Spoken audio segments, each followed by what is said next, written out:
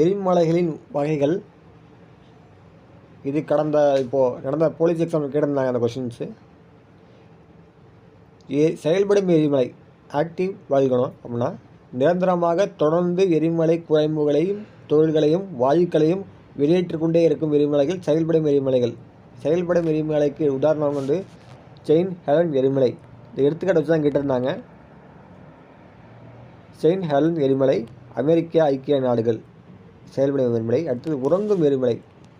நீண்ட காலமாக எரிமலை செயல்கள் எதுவும் இல்லாமல் காணப்படும் எரிமலைகள் உறங்கும் எரிமலைகள் எனப்படும். இவை திடீரென்று வெடிக்கும் தன்மையுடையது. இவ்வாறான எரிமலைகள் வெடிக்கும் போது அதிகமான உயிர் சேதமும் பொருள் சேதமும் ஏற்பட வாய்ப்புள்ளது. உதாரணமாக பியூஜியாமா எரிமலை ஜப்பான். பியூஜியாமா எரிமலை ஜப்பான். இது வந்து உறங்கும் எரிமலைக்கு எடுத்துக்காட்டு. அடுத்து செயலிழந்த எரிமலை. எந்தவித எரிமலை செயல்பாடுகளும் இன்றி காணப்படும் எரிமலை செயலிழந்த எரிமலை. உதாரணம் கிளிமாஞ்சாரோ எரிமலை தான்சானியாவில் உள்ள கிளிமாஞ்சாரோ எரிமலை. அதே போல் தமிழ்நாட்டில் உள்ள செயலிழந்த எரிமலைகள் என்னென்ன தெரிஞ்சால் கமெண்ட் பண்ணுங்கள். பார்க்குறவங்களுக்கு அது யூஸ்ஃபுல்லாக இருக்கும்.